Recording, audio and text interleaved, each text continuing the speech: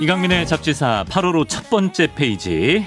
한 해의 시작을 성산일 출봉에서 한다면 한 달의 시작은 박광일 출봉에서 역사 이야기와 함께 해보려 합니다. 박광일 선생님 어서 오세요. 안녕하세요. 박광일입니다. 아, 노래 좋네요. 그렇죠. 저 노래만 딱 들으면 누가 부르든 태연의 제주도의 푸른밤. 그렇죠. 저 노래를 듣는 순간 조금 떠나고 싶은 마음이 들고, 그다음에 대부분의 한국인들은 뭔가 이렇게 그림이 쫙 그려질 것 같아요. 현무암의 그 검은 그 길 위에 그렇죠. 차가 한 대 쫙 지나가고 그 푸른 파도가 막 치면서 노란색 유채가 이렇게 하늘거리는 그런 느낌. 돌고래도 뛰놀고. 뭐 돌고래까지. 그러면서 이제 초가집이 이렇게 어우러진 어떻게 보면은 제주도의 어떤 풍경. 그렇죠. 예. 한라봉도 하나 까드시고. 맞습니다. 아주 좋습니다. 박광일의 팔도일함. 이제 7말 8초. 예, 휴가 시즌 아니겠습니까? 드디어 우리 박광일 나으리께서 팔도일함 첫 방문지로 그토록 가고 싶어 하셨던 우리 제주도로, 서울 깨고 충청 깨고 만주도 깨고 이제 제주도로 가보도록 하겠습니다. 여러분, 이 제주도가 말이죠, 우리나라에 있는 섬 가운데 인구가 가장 많은 섬입니다. 2023년 6월 기준 67만 명이고요.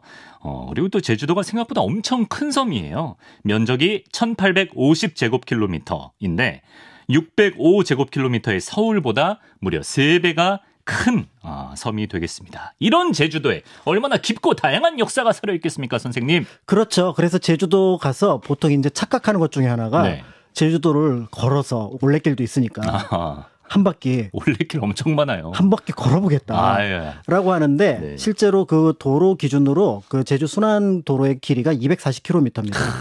그러면 여기서부터 우리 저기 대전 지나서 대구 중간쯤, 뭐 김천이나 구미쯤 걸어갈 거라고 생각하는 거는 약간 좀 무모하다 이런 일반 느낌이. 직장인 일주일 휴가로는 택도 없죠. 그렇죠, 그렇죠. 그러니까 제주도가 의외로 큰 섬이고 그렇게 생각하면은 내가 막 못 가본 장소들이 굉장히 많겠구나.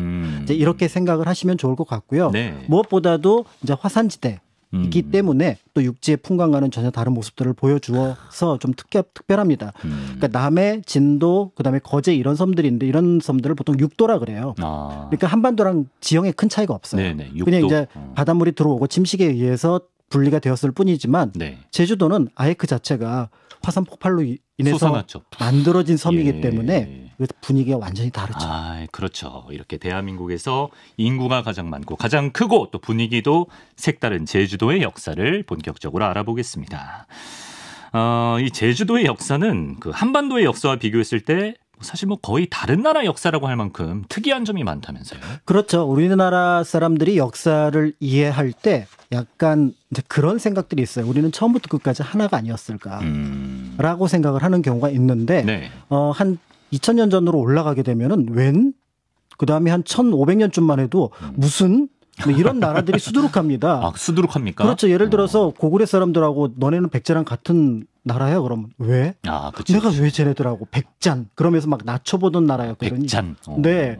그다음에 신라 같은 경우는 고구려 기준으로 동이에요. 오랑캐입니다. 아니 걔네들하고 우리하고 어떻게 같은 레벨이 아니고 또 가야는 가야대로 무슨 말? 우리는 쟤네들하고 별로 안 친한데 그다음에 북쪽에 있던 부여, 말갈 이런 나라들 같은 경우 보면은 우리는 지금 이제 어떻게 어우러져서 하나가 되었지만 당시만 하더라도 완전히 다른 나라였던 거고요.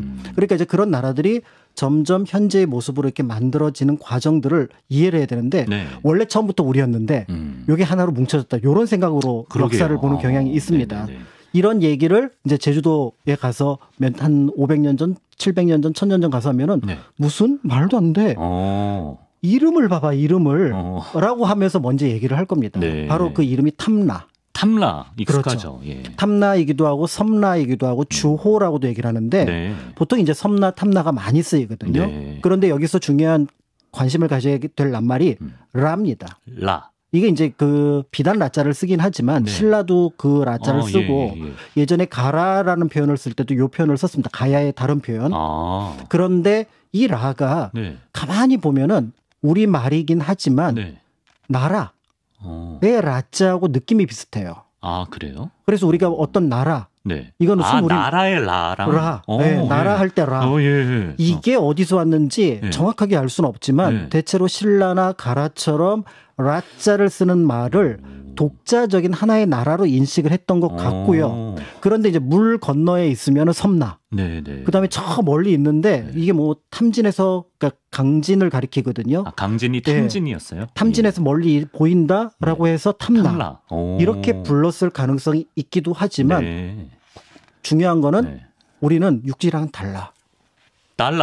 라고 생각을 하면서 그 내부의 어떤 독자적인 메커니즘 속에서 어떻게 보면 변화 내지는 어떻게 보면 발전을 이룬 그런 어떤 지역이라고 본다면 같은 섬이라고는 하지만 앞에서 말씀드렸던 진도남의 거제 이런 곳과는 좀 차원이 다른 곳이라고 볼 수가 있습니다. 탐라의 라를 보면 또 그런 걸 생각할 수가 있습니다. 네. 그리고 아까 잠깐 주호라는 그 나라 그 지역명도 소개해 주셨지만 중국 역사서 삼국지 위서동의전에 제주도의 이름이 주호로 소개돼 있었다고 하네요. 그래서 주호 사람들이 중국 사람들이 보니까 이분들이 옷을 잘 덜 입고 다니는 거예요. 잘 안 입고. 아, 제주도 사람들이? 네. 날이 덥고 그다음에 이제 바다에도 자주 들어가야 되고 하니까 그렇죠, 옷을 가볍게 입어서 그게 이제 이 지역 주호 사람들의 하나의 특징이었다. 이렇게 이제 보여지고 있는데 이후 고려나 조선 때 기록을 보면은 대략 짐작하는 부분들이 있습니다. 왜냐하면 물질을 하려면은 옷 좀 거추장스럽거든요. 옷을 잘 안 입으셨구나. 그렇죠. 이제 그런 부분들이 있어서 이제 그런 어떤 특징을 이제 육지에 있었던 예를 들어 뭐 마한 진한 변화하고 좀 차이가 난다. 이렇게 이제 표기를 했습니다. 기록이 돼 있었습니다. 야, 재밌네요. 심지어 17세기부터 유럽에도 제주도의 존재가 알려졌습니까? 사실인가요? 네, 이제 아무래도 유럽 사람들이 동인도 회사를 그러니까 네덜란드가 인도네시아에 만들게 되면서 주요 거점으로 일본의 나가사키를 꼽습니다. 그러면서 나가사키를 통해서 대만을 지나서 그다음에 인도네시아, 수마트라를 들어가는데 지나가는데 보니까 큰 섬이 보이거든요. 그럼 이제 지도에 표기를 해야 되잖아요. 그럼 제일 좋은 거는 배를 타고 쭉 와서 제주 사람들한테 나이스 튜 그러면서 이 나라 이름이 뭐냐라고 물어봐야 되는데 그러기엔 너무 바쁘잖아요. 그렇죠. 그러니까 자기네끼리 정한 거예요. 그래서 저희 이름 뭘로 할까라고 하다가 뭐 선장 이름도 붙였다가 뭣도 하다가 결국엔 콜파트라는 이름으로 이름을 붙이게 되면서 유럽 지도에는 이제 제주도를 가리키는 낱말로 콜팟 이런 식으로 표시가 돼서 이게 배 이름이라고? 네. 그러면서 자연스럽게 이제 그 제주도도 이제 유럽에 알려지게 되었고요. 워낙에 이제 그 한라산이 멀리서 볼 때 이정표 역할을 했기 때문에 이제 그런 어떤 모습들을 확인할 수가 있습니다. 콜파트라고 유럽에는 한때 알려졌습니다. 이 제주도는 확실히 좀 특이한 게 저도 이곳에 가보긴 가봤는데 삼성열이라는 곳이 있잖아요. 그렇죠. 여기 가면 제주도에 특별한 건국설화가 따로 있지 않습니까? 그렇죠. 지금은 좀 다른데요. 예전에 제주도 처음에 한 90년대, 2000년대 이제 뭐 수학여행으로 제주도 가서 가장 실망스러운 것 넘버 1, 2, 3 안에 들어가는 게 아마 이 삼성열이 아닐까. 그러니까 뭐 들리는 소문에 의하면은 그 땅 속에서 사람들 신인이 나와서 그래서 세 분의 성인 또 모른 세 분의 성씨의 시조가 되는 고씨, 부씨, 양씨. 그렇죠. 이렇게 이제 등장을 했다고 하니까 뭔가 되게 신기할 것 같은데 가만 보면 구멍세계거든요. 골프장인가? 그렇죠. 그래서 이제 거기에 대해서 실망을 하지만 사실은 이제 여기에 제주도의 어떤 처음 시작하는 신화하고 맞물려서 보면은 이게 사실은 역사상을 많이 보여주고 있습니다. 그러니까 이제 여기서 고을라, 양을라, 부을라라고 하는 세 명의 신인, 세 성의 시조가 되는 분이 나왔는데 이분들이 남자들만 나오셨네요. 그런데 이분들이 가만히 행색이나 행동을 보아하니까 사냥하고 그다음에 채집하고 아직 신석기 시대 못 간 거예요. 우리가 신석기 시대 가장 큰 특징이 농경이라고 얘기를 하는데 그렇죠. 거기까지 못 간 겁니다. 수렵 채집만 하고 그러니까 이분들이 셋이서 되게 친하게 사이좋게 지내고 있는데 그런데 이제 결혼을 해야 되는데 그렇죠. 남자만 셋이 퐁하고 올라왔으니까 이게 문제가 생기는 거죠. 그런데 어느 날 갑자기 또 딱 맞춰서 저기 병남국에서 배가 한 척 도착을 하고 세 분의 공주님께서 오셨는데 이분들이 패백으로 가져온 게 오곡의 씨앗과 말과 소예요. 그러니까 딱 맞춰서 이제 우리가 알고 있는 신석기 청동기 시대가 시작이 되는 그 모습을 보여주는데 사실 제주도라고 하는 곳이 예전에 집을 짓기 전에 그러니까 신석기와 구석기의 차이점이 집이 있느냐 없느냐의 차이거든요. 그런데 이 집이 없었던 사람들이 거주했던 곳이 바로 어디냐면은 동굴입니다. 그런데 우리가 동굴하면은 절벽에서 수평으로 나오는 그 모습을 떠올리지만 제주도의 동굴은 화산 동굴이기 때문에 수직 동굴이 굉장히 많습니다. 아, 땅 밑으로 이렇게. 네. 그래서 우리가 알고 있는 뭐 만장굴 같은 경우도 처음 들어갈 때는 수직으로 들어가서 다시 이제 수평으로 연결이 되는 부분들이 있는데 네. 그거를 외부 사람들이 보면은 네. 평. 아, 그렇지. 위에서. 그러니까 땅에서 뭔가 사람들이 평평평 올라오는 것처럼 보이는 거예요. 그럼 이제 물어보면은 나는 이 동네의 어른이다. 그러면 성씨가 어떻게 되시냐? 네. 양씨다, 고씨다, 부씨다. 동굴 살던 아저씨였는데. 이렇게 얘기를 하던 거죠. 그러니까 이 이야기와 예. 그다음에 이제 처음에 역사 속에 이제 그 구석기의 모습과 그다음에 이제 신석기의 모습들 이런 것들이 이 신화 속에 다 들어 있는데 이런 모습을 육지에서는 거의 볼 수가 없습니다. 그렇죠. 우리는 당군 할아버지가 딱 내려오거나 아니면 네. 아래에서 텅 하고 깨어나거나 그렇죠. 네. 그러니까 결국은 자연 지리와 연결해서 볼 때 네. 어떻게 보면은 그 지역의 건국 신화는 납득할 만한 그 지역에서 납득할 그러네. 만한 신화여야 되니까 네. 당연히 그 시대에는 그것들이 계속 통용이 되었던 부분이 있고요. 이제 이분들이 혼인을 해서 네. 이제 집을 각각 나눠 가져야 되는데 원래 그러니까 형제처럼 셋이 지낼 때는 아무데나 같이 지내도 되잖아요. 그렇죠. 방 하나에서 막 뒹굴뒹굴 그렇죠, 되는데 그렇죠. 혼인을 했으니까 안 예, 되잖아요. 예. 그러니까 이제 멀리 그 화살을 쏴서 네. 1, 2, 3 해가지고 1도동, 2도동, 3도동. 아, 우리 돌림판 돌리듯이. 네, 그래서 제주도 가면 실제로 1도동, 2도동, 3도동이 있어요. 아, 그래요? 네, 그래서 처음에 이제 화살을 쏘아서 예. 고씨, 양씨, 부씨가 들어간 데가 1도동, 2도동, 3도동에서 그 세 분이 흩어져서 지금의 제주도 67만의 인구의 바탕이 되었다라는 얘기니까 이제 이렇게 보면은 네. 가볍게 볼 수가 없고 네. 여기를 가면은 나중에 다시 말씀드리겠지만 오리지널 돌하루방이 입구에 있고요. 아, 삼성혈에 가면요? 그렇죠. 그 매표소 바로 옆에 두 기가 있는데 오리지널 도라르방이라 하면 그렇죠. 원래부터 역사 속에 전해져 오는 돌하루방이 여기에 두 기가 있고 네네. 그다음에 무엇보다도 제주도가 굉장히 좀 발전이 많이 돼 갖고 예. 번화하거든요. 그렇죠. 딱 여기만 들어가면은 다행스럽게 보존이 잘 돼서 여긴 숲입니다. 아, 맞아요. 맞아요. 네, 그래서 그 느낌을 염두에 두고 삼성열을 보시면 네. 비교적 실망을 덜 하실 거고요. 영상에 보면은 이 고울라, 양을라, 부울라를 이제 보여주는 영상이 있는데 네. 지나치게 잘생긴 감이 있긴 하지만 뭐 이런 어떤 내력이 있구나. 잘생기지 말란 법도 없어요. 그렇죠, 네. 그렇죠. 그러니까 예. 이제 그런 어떤 모습들을 염두에 두고 삼성열을 보시면 제주도 역사와 그다음에 자연, 그다음에 이제 이 속에서 어우러진 그러네. 어떤 그 국가의 시작 예. 이런 얘기들을 한꺼번에 짐작해 볼 수가 있습니다. 삼성열 재밌게 갔다 오는 팁이었습니다. 선생님, 그럼 삼국시대에는 제주도가 아무래도 백제 쪽 영향권에 속해 있었을까요? 그렇죠. 그러니까 그 완도에서 다시 이제 보길도 같은 데 가서 보면은 네. 이렇게 멀리 보면은 보여요. 제주도가. 보인다는 얘기는 처음에는 배가 항해하기가 어려웠던 시절에는 저기 섬이 있네 였다가 좀 항해 실력이 높아지면은 네. 가볼까? 갔다 올까? 이렇게 갔는데 네. 거기 갔더니 아니나 다를까 사람들이 있어요. 그럼 이제 칼 들고 무기 들고 그렇죠, 그렇죠. 야 니네 우리 편 할래? 아니면은 너네 혼자 살래? 이렇게 하는 거죠. 네. 그게 이제 백제 때 처음 있었던 것 같습니다. 그래서 백제 때 처음에 그 제주도가 일단은 육지에 한번 굴복을 했던 것 같고요. 그래서 이제 굴복을 해서 이제 막 하다가 백제가 멸망해서 예. 풀려나는 줄 알았어요. 네네네네. 그랬더니 또 신라 네. 와갖고 네. 니네 조공해야지. 백제 조공했는데 우리는 왜 조공을 안 하니? 이런 얘기를 했다는 걸로 봐서 네. 백제가 볼 때는 우리나라, 신라가 볼 때는 백제 탐나. 한 세트로 보는군요. 다른 나라로. 아. 왜냐하면 복속된지를 알 수도 있고 모를 수도 있잖아요. 아, 네네. 어쨌든 그러니까 저쪽에 네. 다른 나라가 있었던 걸로 인식을 했을 가능성이 있는 거죠. 신라 말씀하셨으니까 그 이제 경주에 있었지만 불에 타버린 황룡사 구층 목탑이 있잖아요. 네. 여기를 보면 제주가 하나의 나라로 취급했었다는 걸 알려주는 흔적이 있다고요. 그렇죠. 이 구층이라고 하는 게 주변의 여러 나라들을 가리키는데 그중에 탐나가 층 하나하나가 주변의 여러 나라예요? 그렇습니다. 그중 하나가 탐나고요? 그렇죠. 백제하고 그다음에 이제 고구려도 포함이 되어 있고 말갈, 숙신 이런 것도 포함되어 있고 일본도 포함되어 있고 중화 그래서 중국도 포함이 되어 있는데 네. 주변 주변 나라들을 모두 이제 어떻게 보면은 그 우리 복속시킬 수 있겠다. 자신감. 이런 자신감과 희망을 여기에 담았는데 담아서 세웠는데 네. 한 20년 뒤에 네. 비슷하게 이루어진 거예요.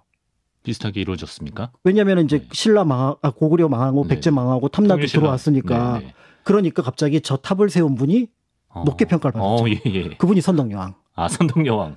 예지력. 그래서 선덕여왕에게 사실은 그 어떻게 보면 명군의 명성을 붙여준 케이스가 또 저 부층 목탑이기도 합니다. 그렇군요. 정말 아까워요. 엄청나게 스케일이 컸다 그러잖아요. 그렇죠. 네. 근데 저기는 개인적으로 경주는 저 구축목탑이 있던 터에 가서 네. 거기서 머릿속으로 한번 상상해 보는 것. 그 81m 정도 높이가 되거든요. 야. 그 높이를 상상해 보시면 네. 그것만으로도 당대 사람들의 발언, 어떤 희망, 그다음에 염원 이런 것들을 느껴집니까? 짐작해 볼 수가 있습니다. 그러니까 말 그대로 경주의 랜드마크였으니까요. 네. 네. 자, 다시 시간이 흘러서 이제 신라가 멸망하고 후삼국 시대를 거쳐서 고려가 건국됩니다. 바로 이 고려 때 탐라의 역사가 많이 바뀐다고 하는데요. 태조왕건이 고려를 건국하고 얼마 안 있어서 탐라국이 스스로 고려의 속국이 된다면서요? 그렇죠. 여기 보면 이제 그 탐라국 태자가 와서 이제 그 조공을 하고 네. 이제 스스로 이제 복속을 원했다라고 얘기를 했다라는 건데 고려사의 기록입니다. 그렇죠. 그렇지만 이제 이거는 두 가지 의미를 아직까지 가지고 있습니다. 네. 하나는 탐라국이라는 이름이 아직 남아 있어요. 그 얘기 뭐냐면 네. 아직도 별도의 국가이긴 하지만 네. 그렇지만 조공하는 나라로서 고려의 영향권 아래 있겠다라고 하는 것들을 보여주는 거죠. 네. 그러니까 여기까지는 어떤 의미에서 보면은 당대 백제나 그다음에 통일신라 때거나 그다음에 이때 모습하고 크게 다르진 않습니다. 그러네요. 그런데 여기에 나중에 탐라군이 설치가 됩니다. 탐라군. 국이 아니라. 네. 그러면 여기서는 조금 더 육지 쪽으로 기울었다고 볼 수가 있는 거죠. 아, 고려에 들어왔다? 그렇죠. 어느 정도 고려에 들어왔다라는 거죠. 왜냐하면 예. 고려가 군 현제도를 쓰고 있는데 예. 거기에 보면 니네는 이제 독자적인 나라가 아니야. 우리 육지에 어느 정도 편입이 되었고 우리의 통제를 어느 정도 받아야 해라는 의미가 네. 여기에 이제 포함이 되어 있었는데 이런 부분들이 이제 조선에 넘어가게 되면은 네. 아예 이름 자체가 네. 제주목으로 바뀝니다. 제주목.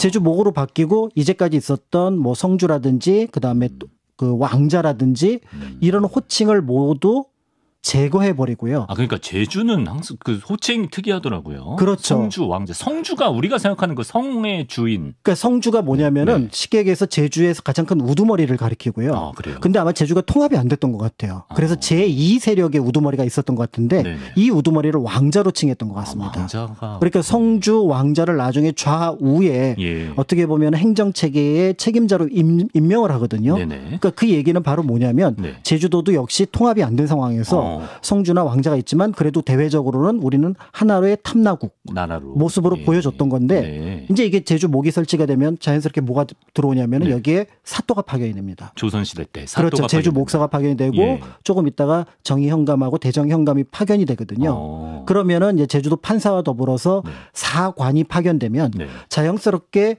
아직까지 실질적으로는 거리상 지리적 거리상 차이 때문에 떨어져 있다고는 하지만 네. 행정체계 속으로는 완전히 육지로 편입된. 아, 조선 때 가면은 무조건 들어왔다 보시면 되겠습니다. 그렇습니다. 그렇게 하면서 이제 실제로 조선시대 보면은 제주도 사람들을 이제 등용하기 위해서 네네. 이제 쓰기도 하고 네. 그러면서 뭐 고독종이라는 인물이 세종 때 이제 그 관직으로 참여하기도 했다. 네. 이런 기록들이 남아 있어서 이때부터는 아예 이제 제주도라고 하는 영역을 이제 육지와 뗄래야 뗄 수 없는 그런 어떤 관계로 연결이 되었다고 볼 수가 있습니다. 그럼 잠깐 조선시대 얘기 나온 김에 대동여 지도를 보면은 이 말씀하신 행정구역 체계를 볼 수가 있다고 하는데 한번 볼까요? 아, 대동여 지도에 나온 제주도의 모습인데요. 네. 좀 희미하게 보이지만 빨간색 점선이 이렇게 이제 구역으로 이렇게 나눠져 있습니다. 그렇죠. 그러니까 네. 훨씬 더 편하게 보시려면 동그라미 3개를 찾으시면 돼요. 동그라미가 한라산을 기준으로 위쪽에 하나 있고, 서남 쪽에 하나 있고, 동남 쪽에 하나 동남 있죠. 쪽에 하나 있고. 그래서 북쪽에 있는 게 제주 목이 되고요. 그다음에 서남 쪽에 있는 게 대정, 그다음에 오른쪽 동남 쪽에 있는 게 지금 우리가 보통 성읍 마을이라고 부르는 네네. 정의현. 아. 그래서 정의현 성이 있는 곳이어서 네. 제주도의 그 한라산을 중심으로 북쪽은 지금 그 제주시 그대로 영역이고 네. 서귀포시가 왼쪽 오른쪽이 잘라져서 네. 모두 3등분된 행정구역 체계를 가지고 있는 거죠. 아, 그렇군요. 일목 이현 체제로 이제 된 겁니다. 그렇습니다. 근데 아까 그 조선시대 얘기는 잠시 뒤에 다시 더 얘기해 보기로 하고, 왜냐하면 정말 중요한 제주도의 역사에서 정말 중요한 사건이 하나 또 있기 때문인데요. 박광일 선생님께서 이렇게 말씀하셨다고 합니다. 제주의 역사는 삼별초의 항쟁 이전과 이후로 나뉜다. 그렇습니까? 먼저 삼별초가 어떤 집단인지부터. 제가 그랬대요? 예, 아닌가요?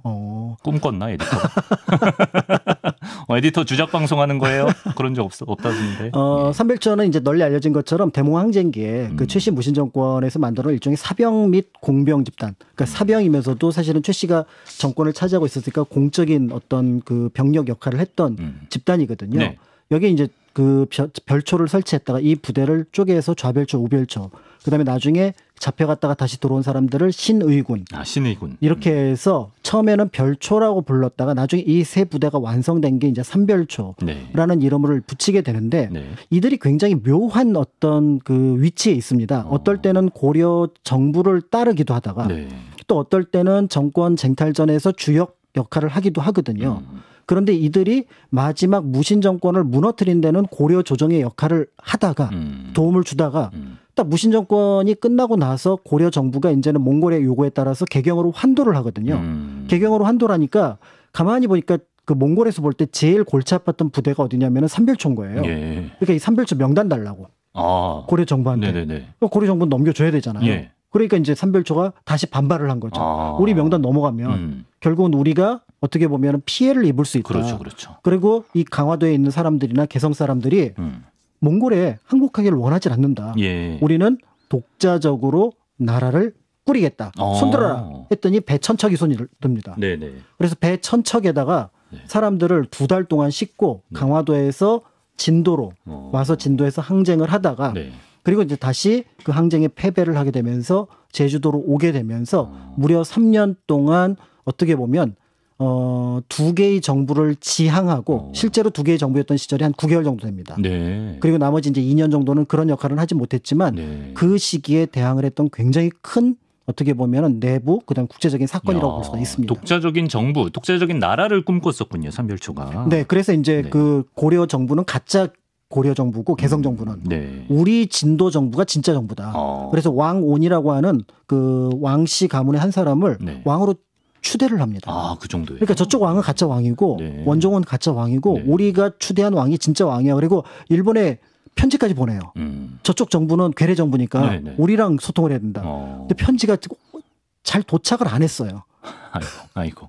근데 도착을 안 했다고 하더라도 만약에 이제 그 당시 삼별초가 지향했던 부분이 어떤 건지를 이제 짐작해 볼 수가 있는 거죠. 이 삼별초가 끝까지 항쟁한 제주도에 가면 그 항쟁의 흔적이 아직까지 남아 있다면서요? 그렇죠. 항파두리 애월 쪽에 가면은 아직도 남아 있는데 내부는 이제 석성이라 그러는데 석성 일부는 지금 발굴을 하고 있고요. 외부에 이제 토성이 굉장히 이제 크게 자리를 잡고 있어서 토성 일부도 지금 복원이 됐습니다. 항파두리 항목 유적지. 그리고 이제 무엇보다도 그 제주도 전체를 둘러싸는 환해장성이라고 하는 성을 쌓기도 했었거든요. 이 시기에 이제 삼별초의 목표는 어쨌든 생존이었던 것으로 보여지게 되는데 문제는 당시 이제 쿠빌라이가 볼 때 아직 송나라가 이제 멸망하기 직전이고요.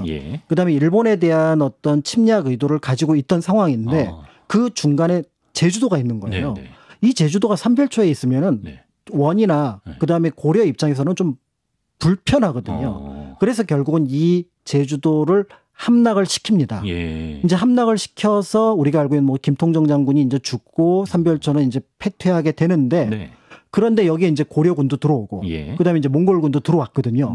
몽골군이 들어와서 보니까 아니 고려에 이런 동네가 있어? 왜요? 몽골이 고려에 들어와서 진짜 전쟁을 너무 힘들게 했거든요. 진해 기준으로는.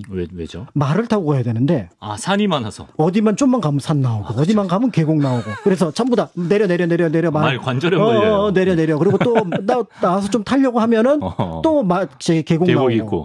그러니까 이제 용인성에서 김윤우 장군한테 뭐 이렇게 여기저기서 이제 격파를 당하면서 전 세계에서 가장 어려운 전투를 고려에서 했는데 제주도는 평온이 쫙 펼쳐집니다. 말들이 뛰놀기 너무 좋네. 그렇죠. 그러니까 여기다 우리 말 길러서 혹시 우리가 송나라 갈 때, 혹시 우리가 일본 갈 때 멀리서 말 싣고 오는 거 힘드니까 여기서 중간에 말 실어가지고 침략에 쓰자. 여기다 목장 만들자. 요거는 고려에 안 돌려줄래. 쌍성총관부. 그다음에 동령부 하는 것처럼 여기는 탐나 총관부를 섬치합니다. 그래서 제주도는 몽골 직할령이 돼요. 제주도만요? 그렇죠. 그러니까 육지는 대몽 간섭기에서 풀려났는데 몽골 간섭기에서 풀려났는데 여기는 거꾸로 이제 직할지가 돼서 이게 고려 우왕 때까지 예. 이어지게 되는데요. 이제 고려 우왕 때쯤 되면 우리가 알고 있는 이제 원나라에 반대하고 친명 정책을 쓰게 되잖아요. 그렇죠. 예. 그래서 이제 그 고려 조정에서 연락을 합니다. 네. 그 당시 이제 많은 몽골의 그 목동들이 있었거든요. 네. 그들을 목호라고 부릅니다. 네네. 목동이지만 오랑캐라서 오랑캐 호자를 써서 목호라고 부르는데 네. 목호들한테 전화를 합니다. 네. 야, 우리 그 명나라에서 연락이 왔는데 니네 기르는 말 좀 명나라로 보내줘. 예. 그랬더니 아니 우리 칸께서 기르라고 한 말을 어찌 그 그렇지, 원수 그렇지. 같은 명나라한테 보내냐고 예, 반란을 일으킵니다. 이 반란이 무시무시하죠. 아, 그래요. 그러니까 이게 제주도 안에라는 고유의 특성도 있을 뿐만 아니라 사실은 고려에서 보면 이게 원정길이거든요. 그래서 결국은 최영 장군이 가서 비로소 네. 이 목호의 난을 진압하게 되는데 이때부터 육지 쪽으로 급속하게 땡깁니다.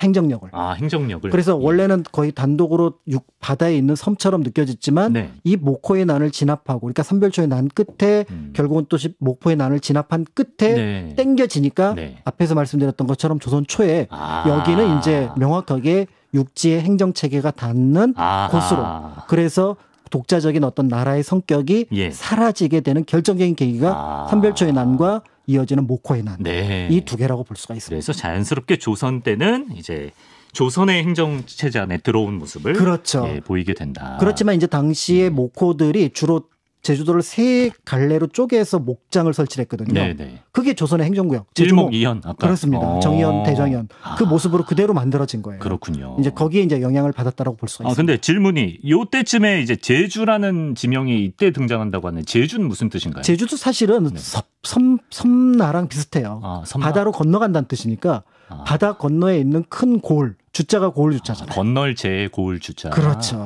진짜 비슷하네. 그러니까 섭조도 건넌 섭자잖아요. 예. 그러니까 우리가 이천할 때 섭리대천에서 나온 말이 이천이거든요. 네네. 네. 그렇군요. 자, 그럼 다시 조선시대로 와서 아까 이제 한라산을 기점으로 북쪽에 제주목, 서남쪽에 대정현, 동남쪽에 정의현 이렇게 세 구역으로 나뉘게 되는데요. 도라르방을 보면 요 3분할 체제 행정구역을 더 잘 이해할 수 있다. 이거 무슨 얘기입니까? 그렇죠. 그러니까 우리가 제주도 가면은 그 상징으로 하는 게 뭐 귤, 그 다음에 예를 들어 유채 뭐 이런 것도 왔지만 사실은 지금은 좀 덜한데 예전에는 가면은 꼭 어르신들이 하루방으로 된 뭔가의 그 열쇠고리 그 다음에 무슨 기념품, 사진, 액자 이런 것들을 사갖고 오시잖아요. 맞아요. 거기 가면 또 사게 되고요. 네. 그래서 이걸 다 사갖고 와서 이게 돌하루방이야라고 하니까 이제 육지에는 없으니까 이게 역시 제주도의 특성이 담겨 있는 기념품이야. 네. 이렇게 생각을 하는데 이 돌하루방이 세 종류가 있습니다. 세 종류가 있다. 우리가 알고 있는 돌하루방은 제주목 돌하루방이고요. 정의현 돌하루방과 그 대정현 돌하루방이 모양이 다릅니다. 그러네요. 저한테 익숙한. 그러니까 제주공항 가면 딱 이렇게 큰 하루방이 있거든요. 그거는 그쵸? 제주목의 하루방. 맨 왼쪽 거고요. 스타일이고. 그다음에 이제 그 가운데가 성읍마을 정의현에 가서 볼 수 있는 돌하루방이고 맨 오른쪽이 대정현. 그러니까 지금 추사 적거지라고 하는 추사 기념관이 있는 곳으로 가면은 만날 수 있는 돌하루방이 되는데 제주 돌하루방은 24개. 그다음에 그 다른 두 고을은 12개씩입니다. 왜냐하면 제주도는 성이 문이 3개예요. 문이 3개인데 제주목은 한 문당 8개가 지키도록 했고요. 다른 성은 4개씩 지키도록 했으니까 8 곱하기 3은 24. 그다음에 4 곱하기 3은 12, 12. 그러니까 24, 12, 12에서 제주도에는 총 오리지널 돌하루방이 48개가 있는 것이 오리지널 48개다. 맞습니다. 그래서 아까 제가 그 오리지널 가운데 삼성열에 있다. 삼성열에 가면 2개가 있어서 이게 다른 곳에서는 이렇게 기념사진 찍어도 최근에 만들어서 붙인 거는 조금 뭔가 좀 좀 신선함이 떨어지잖아요. 희귀성이. 근데 거기서 찍으면은 진짜거든요. 진짜가 몇 군데 있습니다. 예를 들어서 제주목관악 가면 관덕정 앞에 또 거기 2개가 있는데 거기도 오리지널 있고요. 그러니까 이제 몇 군데 있고 제주도 못 가겠다. 유일하게 2분이 출장하게 계세요. 도라르방 오리지널 도라르방 2분이 육지에 계십니까? 국립민속박물관 앞에 2기가 있는데 여기 두 분이 출장을 와 있어요. 이분 오리지널입니다. 그분 뵈러 가면 되겠네. 네, 그래서 경복궁 옆에 가셨을 때 이분들은 오리지널이다. 근데 한지는 현재 실종이 돼서 아이고. 예, 그래서 이제 그 제주목 기준으로는 23개, 그다음에 다른 지역은 12개 해서 총 48분 중에 47분이 현재 있구나. 이렇게 보시면 될 것 같습니다. 찐하르방이 계신 줄 몰랐네. 네, 그런데 이제 문제는 이 성들을 세운 지가 오래되지 않았어요. 그러니까 조선 후기 정도에 지금 보는 제주목, 그다음에 이제 그 정의, 그다음에 성읍의 성들이 생겼다라고 하면은 사실은 그 전에 돌하루방이 있었을 가능성이 있지만 아무래도 성하고 좀 맞춰 놓은 가능성이 있을 것 같고요. 그 이전 기록에 하루방 기록이 나오질 않습니다. 그렇다고 한다 그러면 이 하루방은 조선시대 어느 시기에 만들어졌을 걸로 보여지기 때문에 의외로 그렇게 오래된 거는 아닐 거다라고 보여져요. 그래서 육지에 있는 장승이라든지 그다음에 이제 그런 어떤 것들하고 좀 연결이 되지 않을까 이렇게 지금 보고 있는데 문제가 아니라 정말 잘한 거는 이름을 잘 지었어요. 하루방. 얼마나 토속적입니까? 그러니까요. 이게 하루방이 제주도 말로 할아버지란 뜻이잖아요. 근데 마지막에 이걸 지을 때 처음에 뭐 옹중석 뭐 이런 어떤 이름들이 있었어요. 그런데 문화재로 지정하는 이 과정에서 갑자기 돌 하루방? 너무 잘 졌어.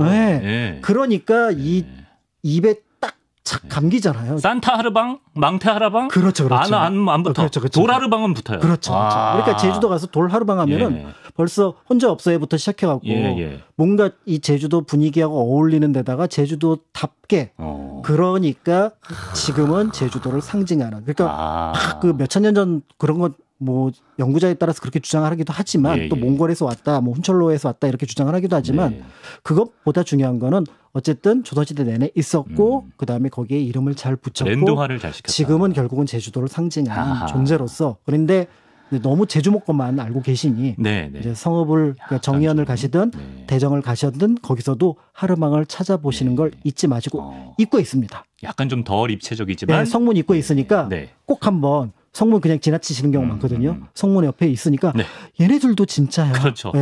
그리고 어떤 의미에서 조금 더 제주께 권위적이라면 다른 두 지역과는 굉장히 친근해요. 대정 하르방, 정의 하르방도 찾아뵈면 좋겠습니다. 마치기 전에요. 그 조선 숙종 때 제작된 그림 탐라술력도를 보면 제주도의 모습이 생생하게 남아 있다고 해서 좀 보면서 소개를 해주시면 좋겠어요. 1702년에 이제 이영상 목사라고 하는 굉장히 실학적인 목사님께서 그 제주도에 도착을 하십니다. 그래서 제주도 전체를 순회를 하셔요. 그 순회를 하는 과정을 화공 김남기라고 그래서 같이 가서 현장의 모습들을 생생하게 그립니다. 그러니까 우리가 예를 들어서 뭐 귤을 그 채취하는 장면이라든지 그다음에 말을 세는 장면이라든지 그다음에 폭포에 가서 예를 들어서 놀이를 하는 장면이라든지 여기 폭포에서 놀이하는 장면이 있는지 모르겠는데요. 정방폭포나 이제 천지연 폭포. 정방탐승. 정방탐승은 여기가 좀 애매한데 천지연이 폭포 있네 왼쪽에. 천지연이나 천지연 폭포 가면은 또 재밌는 게 있어요. 거기 뭔가 폭포 중간에 사람이 있는데 이렇게 화살 쏘는 장면이 있어요. 왜 뭐 하는 거예요? 사람한테 화살 쏘는 거죠. 왜요? 그게 인형이거든요. 개구쟁이. 아니 진짜 그래서 처음에 보면은 아니 저기 사람들이 활쏘기 연습을 하는데 그런데 저게 뭔 일인가 이러고 깜짝 놀랐겠지. 근데 그게 사실은 인형을 이렇게 중간에다 걸어놓고 그래서 활쏘기 연습을 하는 장면도 있고요. 그다음에 이제 그 양로연도라 그래서 각 고을마다 가서 어르신들한테 잔치를 베풀어 주는 게 있는데 정말 놀라운 게 거기 몇 살 이상 몇 분 이렇게 표시가 되어 있거든요. 기록이 있습니다. 같이 100세 이상이 있어요. 100세 노인이 계셨습니까? 그래서 예로부터 이 제주도는 그 조선시대에도 이 한라산에서 보면은 목숨을 관장하는 수성이라고 하는 수성 노인을 상징하는 남극성이라는 별이 보여서 그래서 여기는 장수하는 동네다라고 알려져서 혹시 장수하고 싶으시다. 그럼 제주도로 가십니다. 제주도로 가면 된다. 하지만 제주도 갈 시간이 없으시다? 다음 주에도 저희가 팔도유람 제주편을 준비했습니다. 그렇죠. 오늘 뭐 제주도 얘기해서 뭐 귤 얘기, 말 얘기, 그다음에 뭐 다른 뭐 해녀 얘기 이런 얘기 하나도 못했습니다. 네, 요거 다음 시간에 갑니다. 이런 걸 알아요. 어디 가서 아는 척을 해가지고. 그렇죠. 물질하시는 분들 보면은 말이지 하고. 이미 지금 제주도에서 하루방 지금 지식 푸는 분들 계시거든요. 그렇죠. 귤하죠. 그다음에 또 거기 그 말 탈 때 이기 말이 하면서 얘기를 하셔야 될 분들은 다음 시간을 기대해 주시면 좋습니다. 조금은 참고가 되실 겁니다. 우리 제주발 국내선에서 한 제주도 편 잡지사 제주도 편 2편 연달아 틀어주면 바로 착륙인데 어떻게 왜 안 갖다 쓰시는지 모르겠습니다. 쓰시겠죠. 예, 몰라서 못 쓰시는 겁니다. 그렇습니다. 박광일의 팔도유람 제주도 편 다음 시간 제주도의 문화를 집중적으로 알아보는 시간 돌아오도록 하겠습니다. 박광일 선생님 오늘도 고맙습니다. 감사합니다.